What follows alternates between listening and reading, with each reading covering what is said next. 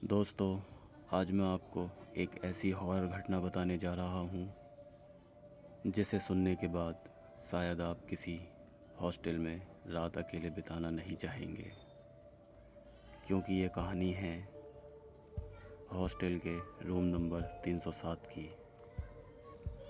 एक ऐसा कमरा जिसका दरवाज़ा आज भी बंद रहता है, लेकिन रात के 3 बजे उसके अंदर से किसी के चलने की आवाज़ आती है। यह घटना साल 2018 की है। दिल्ली से थोड़ा दूर एक पुराना कॉलेज था जिसका हॉस्टल लगभग 40 साल पुराना था। उस हॉस्टल के तीसरे फ्लोर पर एक कमरा था, रूम नंबर 307। लेकिन अजीब बात यह थी कि उस कमरे में कोई भी छात्र नहीं रहता था। दरवाज़ा हमेशा बंद रहता था। उसके ऊपर एक पुराना बोर्ड लगा था जिस पे लिखा था डू नॉट एंटर। एक दिन कॉलेज में 8 नए दोस्त आए। उन दोस्तों के नाम आर्यन, रोहित, सागर, अमन, निखिल, राहुल, विकास और इमरान। सबको हॉस्टल में कमरे मिल गए, लेकिन उनका कमरा भी तीसरे फ्लोर पर ही था और ठीक उनके कमरे के सामने था रूम नंबर 307। पहले दिन तो किसी ने ध्यान नहीं दिया, लेकिन रात होते ही अजीब घटनाएं शुरू हो गई। रात के करीब 3 बजे सागर की अचानक नींद खुली।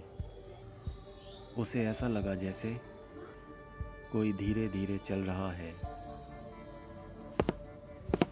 जैसे किसी के कदमों की आवाज़। सागर ने उठकर दरवाज़ा खोला। कॉरिडोर बिल्कुल खाली था, लेकिन आवाज़ आ रही थी रूम नंबर 307 के अंदर से। डर बढ़ने लगा। अगले दिन सागर ने अपने दोस्तों को सब कुछ बताया। रोहित हंसने लगा, अरे भाई, तू सपना देख रहा होगा। लेकिन उसी रात सब ने वही आवाज़ सुनी। अब सबको यकीन हो गया कुछ तो गड़बड़ है। अगले दिन आर्यन ने हॉस्टल के वार्डन से पूछा, सर 307 नंबर का कमरा बंद क्यों रहता है? वार्डन कुछ सेकंड तक खामोश रहे, फिर बोले, उस कमरे के बारे में ज़्यादा मत सोचो। जो भी वहाँ गया है वो कभी चैन से नहीं रह पाया। वार्डन की ये बात सुनकर वो सारे लोग और ज़्यादा डर गए।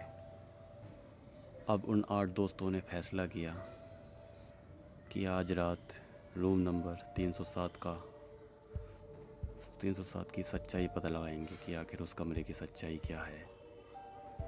रात के 2:50 पर सब धीरे धीरे कमरे के बाहर पहुँचे। कॉरिडोर में हल्की पीली लाइट जल रही थी। सबका दिल बहुत तेज़ धड़क रहा था। जैसे ही आर्यन ने दरवाजे को हाथ लगाया, दरवाज़ा अपने आप खुल गया। कमरे के अंदर पूरा अंधेरा था और अचानक कमरे के अंदर से रोने की आवाज़ आने लगी। अचानक दीवार पर कुछ दिखाई दिया। वो था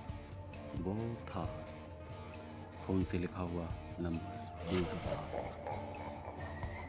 और उसी समय पीछे से एक ठंडी आवाज़ आई, तुम लोग यहाँ क्यों आए हो? सब पीछे मुड़े, लेकिन वहाँ कोई नहीं था। अचानक इमरान चिल्लाया, राहुल कहाँ गया? सब ने इधर उधर देखा, लेकिन राहुल गायब था। कमरे के अंदर अचानक दरवाज़ा ज़ोर से बंद हो गया।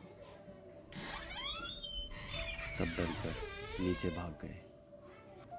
अगली सुबह जब वार्डन को सब कुछ बताया रात ये हुआ था, तो वार्डन तुरंत तीसरे फ्लोर पर गए। लेकिन दोस्तों रूम नंबर 307 फिर से बंद था और राहुल आज तक नहीं मिला। कुछ सालों बाद उस हॉस्टल को बंद कर दिया गया।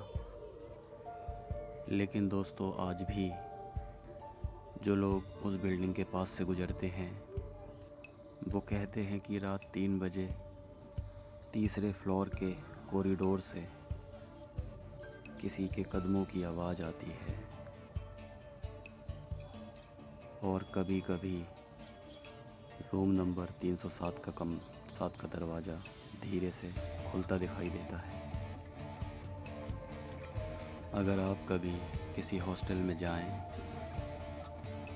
और वहाँ कोई कमरा हमेशा बंद मिले तो कोशिश कीजिए उस कमरे का दरवाज़ा कभी मत खोलना, क्योंकि शायद वो कमरा भी 307 जैसा हो सकता है।